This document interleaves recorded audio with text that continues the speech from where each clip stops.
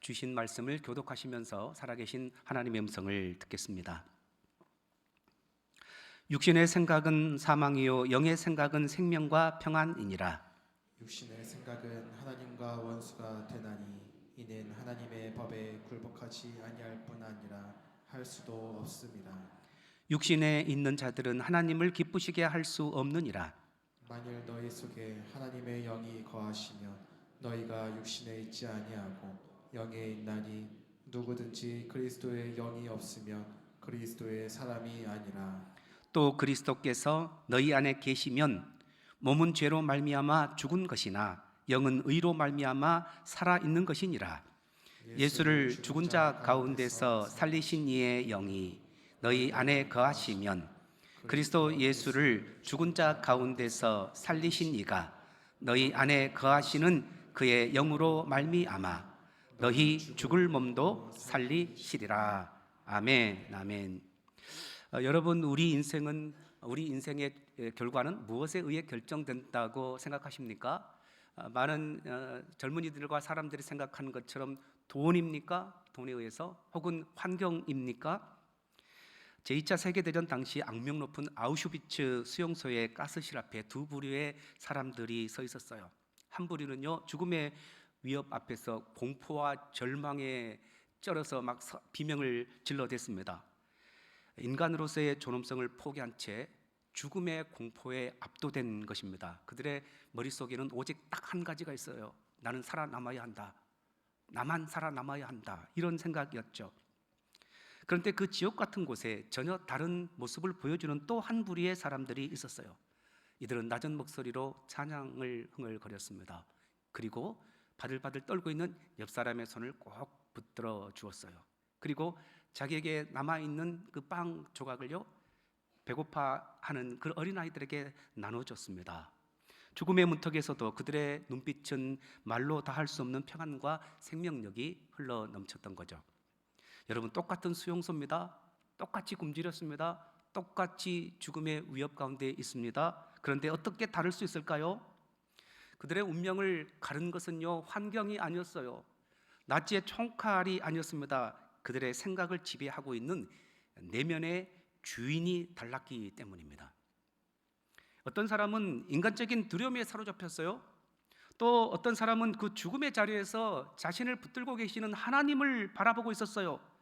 그래서 오늘 우리가 살펴보고 싶은 것은요, 단순히 내가 무슨 생각을 할 것인가가 아니라 누가 내 생각을 지배하고 있는가를 확인하는 것입니다. 육신이 지배하는 생각은요, 우리를 사망으로 인도해요. 그러나 성령이 다스리는 생각은요, 우리를 생명과 평안으로 인도하는 것입니다. 사도 바울은 오늘 본문을 통해서 우리의 인생을 방향 짓는 두 가지 상태를 보여주는데, 하나는 육신의 지배 아래 있는 생각이고 다른 하나는 성령의 다스림을 받는 생각입니다. 여러분, 그렇다면 지금 여러분의 생각은 어디를 향하고 있습니까? 내 안에 본능과 두려움이 이끄는 길입니까? 아니면 내 안에 거하시는 성령님의 인도하심을 따르는 길입니까? 이 말씀을 통해서 우리의 생각의 주권을 성령님께 맡김으로 하나님이 주시는 영원한 생명력과 평강을 얻는 우리가 되시기 바랍니다. 자, 그러면 우리는 왜 육신의 생각이 아닌 영의 생각을 따라야만 할까요? 첫 번째, 육신의 생각을 버리고 영의 생각을 붙들어야 됩니다. 바울은 먼저 두 생각의 결과를 굉장히 단호하게 이렇게 보여줍니다. 6절을 제가 읽습니다. 육신의 생각은 사망이요 영의 생각은 생명과 평안이니라. 아멘.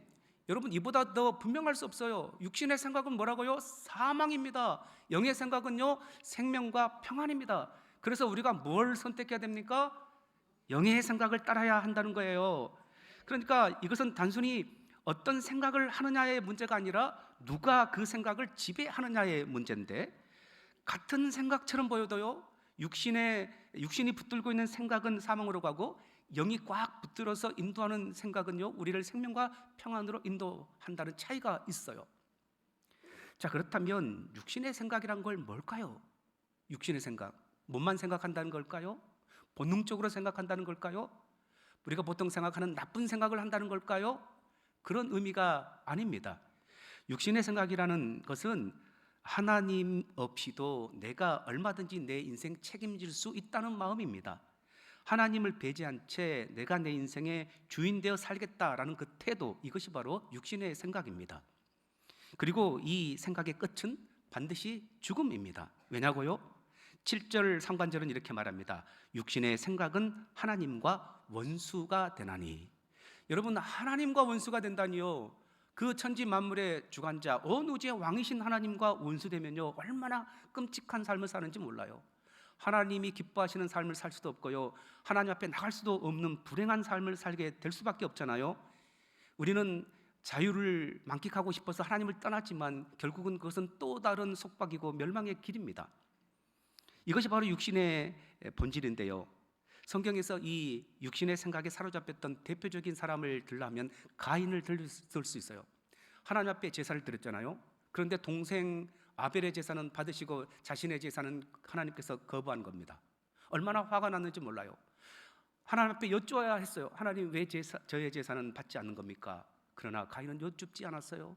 회개하지도 않았어요. 오직 한 가지 육신의 생각에 붙들었는데, 저 아벨만 죽이면 하나님께서 내 제사 받겠지.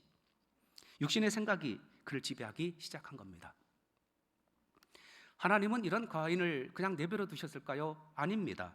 친히 경고해 주셨어요. 죄가 문 앞에 엎드려 있다. 너는 죄를 다스릴지니라. 그러니까 하나님은요 이미 가인에게 다른 길, 영의 길을 제시해 주신 겁니다. 그가 얼마든지 영의 길을 선택할 수 있었어요. 하지만 가인이 선택한 길이 뭡니까? 육신의 생각이었습니다.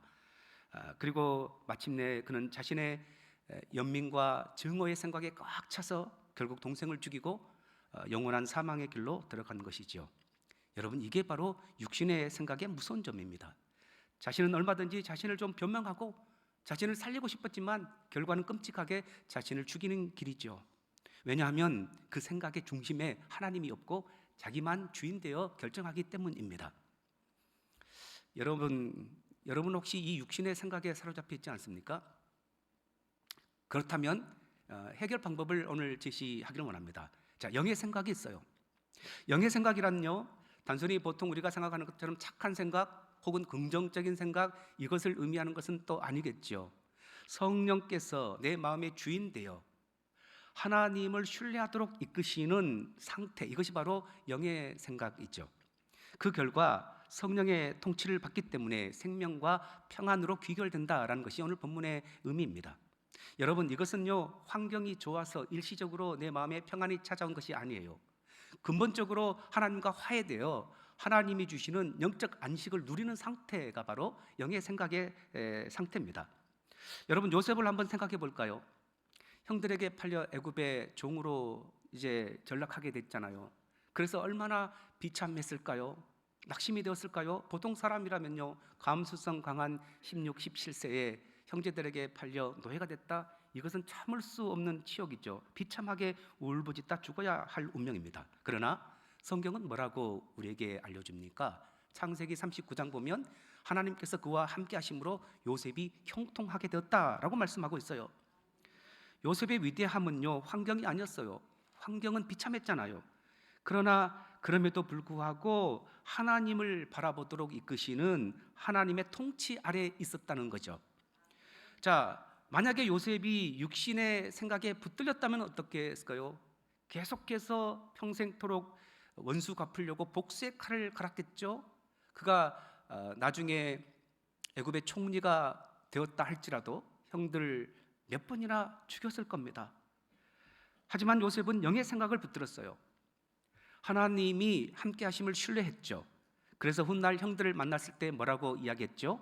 당신들은 나를 해하려 하였으나 하나님은 그것을 선으로 바꾸셨나이다. 같은 사건이잖아요. 그러나 육신은 상처로 해석해요. 그러나 성령님은 이것을 하나님의 섭리로 해석하는 것입니다. 여러분, 우리의 생각은요 라디오 주파수와 같은 거예요. 어떤 채널을 선택하느냐가 굉장히 중요한데 육신의 채널을 선택하면요 주로 뭔 생각이 들릴까요? 불안과 비교와 절망의 소리로 가득 차죠. 계속해서 이것을 듣다 보면 우리 영은 메말라 버릴 수밖에 없어요. 하지만 우리가 채널을 어디에다 맞추냐면 성령의 채널에 맞추면 어떤 생각들이 우리 가운데 들려옵니까? 사랑과 확신과 소망을 성령께서 들려주십니다. 중요한 것은 채널을 바꾸는 힘이 내 의지에 있는 것이 아니라 내 안에 계시는 성령님께 있다는 사실이지요. 우리가 그분께 주권을 내어드릴 때에 비로소 다른 소리를 듣게 될 겁니다. 세상의 소리, 육신의 소리, 메말라가는 소리가 아니라, 낙심의 소리가 아니라 소망의 소리, 생명의 소리를 듣는다는 거예요. 여러분, 그래서 영의 생각을 따른다는 것은요, 굉장히 거창한 것이 아니에요. 육신의 소음이 들려올 때마다 의지적으로 내 안에 계시는 성령님을 의지하는 거죠. 여러분, 우리를 실망케 하는 소식들이 많이 들려오죠. 그때마다 성령님, 제 안에 이런 실망에 때문에 마음이 힘듭니다. 나에게 막 상처를 주는 비수 같은 말을 하는 사람이 있잖아요. 하나님, 저 말 때문에 제 마음이 너무 상처가 됩니다. 제 마음을 주관해 주십시오. 이렇게 짧은 고백이 사망의 방향을 생명의 방향으로 바꾸기 시작하는 거죠. 우리 그리스도인은 어떤 훈련을 받는 존재입니까? 이런 육신의 생각이 들려올 때에 영의 생각을 성령님께 의탁하며 그렇게 싸우는 존재가 바로 그리스도인인 줄 믿습니다. 자, 그러면 우리는 어떻게 영의 생각을 붙들 수 있을까요? 두 번째, 성령의 내주하심이 당신의 정체성임을 선포하라는 겁니다. 자, 우리가 영의 생각을 붙들려고 할 때에 이것은 단순히 의지의 문제가 아니죠. 우리가 영의 생각을 붙들 수 있는 이유는 이미 우리 안에 성령님께서 들어와 내주하고 계시기 때문입니다. 그래서 9절 하반절은 이렇게 선포합니다. 누구든지 그리스도의 영이 없으면 그리스도의 사람이 아니라, 그리스도의 영이 없으면 그리스도의 사람이 아니라, 이 말을 바꾸어 뒤집으면요, 그리스도의 영 성령께서 우리 안에 계시기 때문에 우리는 그리스도인이라는 뜻입니다. 우리 안에 성령이 계시기 때문에 우리는 세상의 소유가 아니라는 거예요. 죄의 소유도 아니에요. 누굽니까? 하나님의 자녀인 것입니다. 이것은 하나님 앞에서 우리 인생의 주인이 바뀌었다는 것입니다. 미국 남북 전쟁이, 여러분 그때 링컨 대통령 때 이제 노예 문제 때문에 굉장히 크게 벌어졌지 않습니까?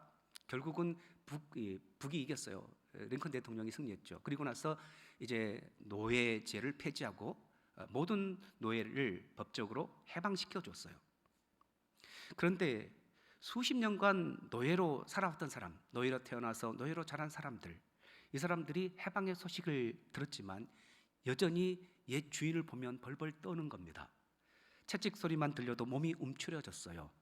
신분은 바뀌었고 자유인이 되었지만 삶은 여전히 옛 방식의 속박에 묶여 있었던 것이지요. 여러분, 우리의 모습이 이와 같지는 않습니까? 한때 예전에 우리는 죄의 종이었어요. 하지만 우리가 예수 그리스도를 믿음으로 하나님의 자녀가 되었고 자유인이 되었잖아요. 그러나 여전히 우리는 죄의 유혹에 흔들린다는 거예요. 여전히 육신의 습관이 남아 있습니다. 그러나 여러분 명심하십시오. 우리는 자유인입니다.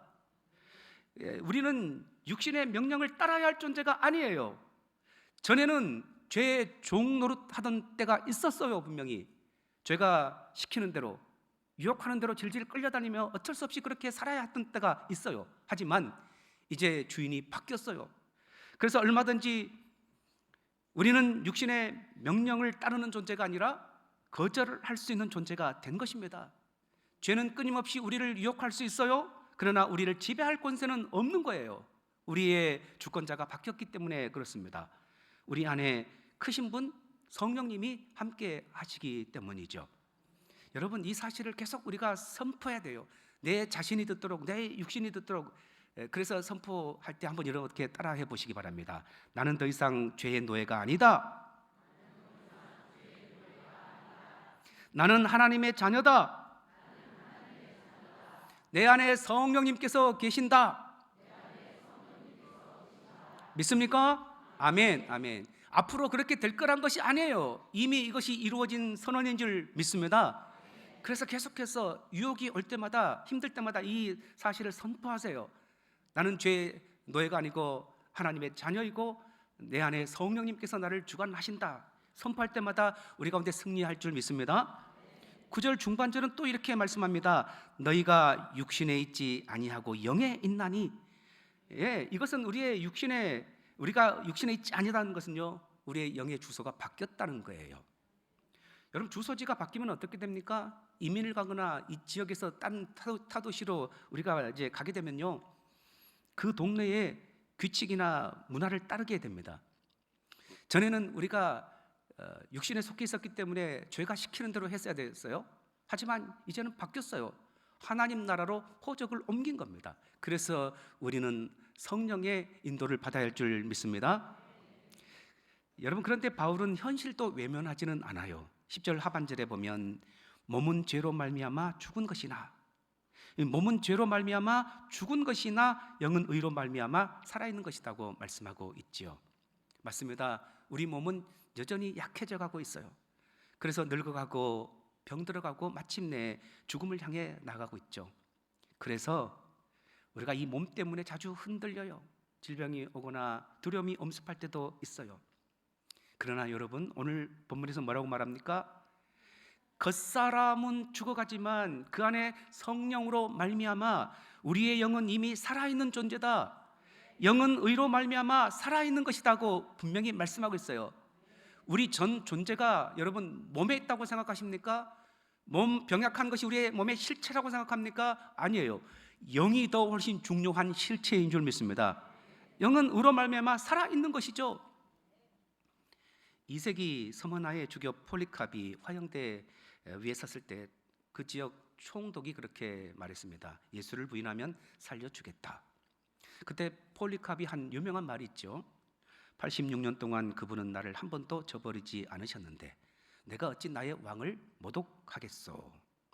이 말 때문에 그의 육체는 불타 없어질 위기에 처했어요.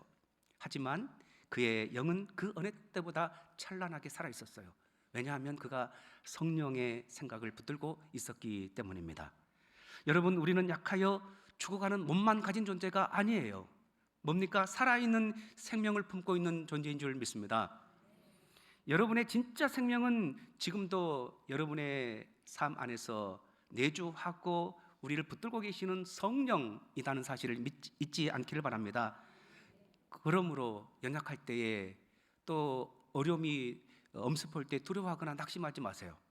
그리고 담대히 아까 했던 것을 선포하시기 바랍니다. 나는 그리스도의 사람이다. 내 안에 성령님께서 함께 계신다. 그분이 나를 지금 다스리고 계신다. 이렇게 선포할 때마다 우리는 새 힘을 얻게 될 줄 믿습니다. 자, 그렇다면 내 안에 계시는 성령님께 어떻게 우리가 맡길 수 있을까요? 세 번째, 부활의 성령께 죽어있는 모든 영역을 맡겨야 되는 거죠. 바울은 이제 우리의 시선을 현재의 고통에서 장차올 영광으로 옮겨주고 있습니다. 우리 11절을 함께 크게 읽겠습니다. 예수를 죽은 자 가운데서 살리신 이의 영이 너희 안에 거하시면, 그리스도 예수를 죽은 자 가운데서 살리신 이가 너희 안에 거하시는 그의 영으로 말미암아 너희 죽을 몸도 살리시리라. 아멘. 아멘. 살리는 영이 계세요. 그런데 그 영이 지금 어디에 계신다는 거예요? 부활의 영이 지금 너희 안에 함께 계신다라고 말씀하고 있어요. 부활의 영, 성령, 살리시는 영이 바로 우리 안에 함께 하신 줄 믿습니다. 자, 예수님이 십자가에서 숨을 거두셨을 때 모든 것이 끝난 것처럼 보였어요. 그래서 제자들이 뿔뿔이 흩어졌습니다. 그들이 숨었어요. 그러나 하나님은 그것을 끝으로 여겨 놔두지 않았어요. 어떻게 했습니까? 사흘 만에 하나님의 영을 보내셨죠. 무덤에서 완전히 죽은 자처럼 되어 있는 예수의 몸을 다시 일으켜 세웠습니다. 가장 완전한 죽음처럼 보였지만 가장 강력한 생명으로 성경은 일어났다고 말씀하고 있지 않습니까? 죽은 예수 그리스도를 살리신 그 성령이 어디에 계시다고요? 지금 우리 안에 계시다고 성경이 선포하고 있는 줄 믿습니다. 여러분, 그래서 우리가 꼭 붙들어야 될 중요한 진리가 부활의 영은 지금도 우리 안에 살아 역사하신다는 것인 줄 믿습니다. 살리는 영이에요. 하나님은 때로는 환경을 바꾸시기도 해요. 그러나 더 깊은 방법으로, 내가 원하는 방법으로 환경을 바꾸지 않으실 때도 있어요. 그럼에도 불구하고 하나님은 역사하신 줄 믿습니다. 여러분, 상황은 그대로도요, 무너지지 않는 생명의 영이 언제나 내 속에 함께 계심을 믿으시기 바랍니다.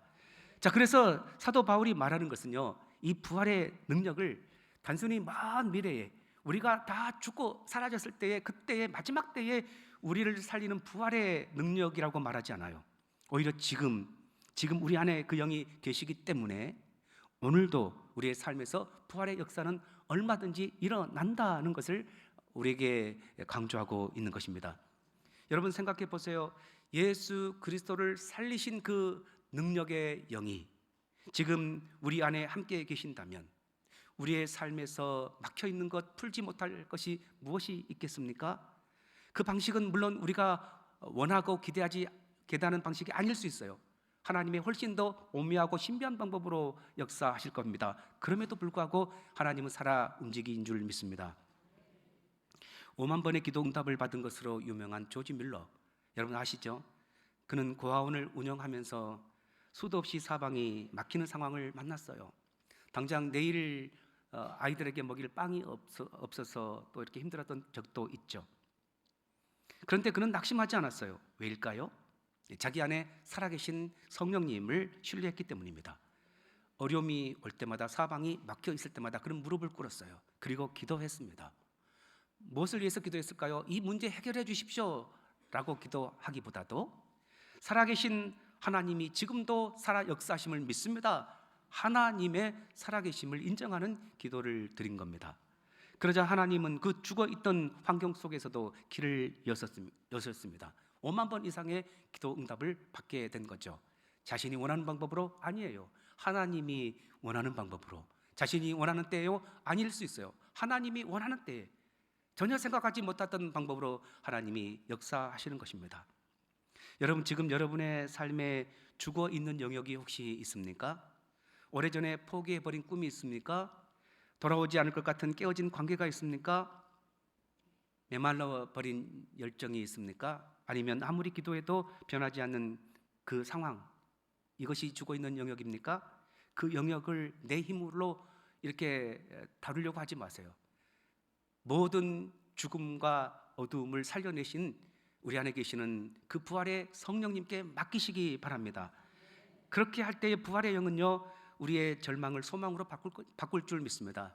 사망의 음침한 골짜기와 같은 곳을요, 하나님이 우리 가운데 영원한 안식처 또 잔치자리로 바꿔주실 줄 믿습니다.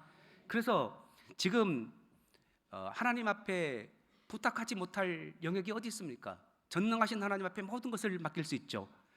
그 성령의 역사는요, 언제나 살아나는 방법으로 역사할 줄 믿습니다. 그래서 낙심 속에서도 우리를 하나님을 보게 하실 겁니다. 하나님은 우리 마음속에 미움이 있어도 하나님께 의지하면요, 용서의 마음도 주시고 포기하지 않고 다시 일어날 새 힘을 주신 줄 믿습니다.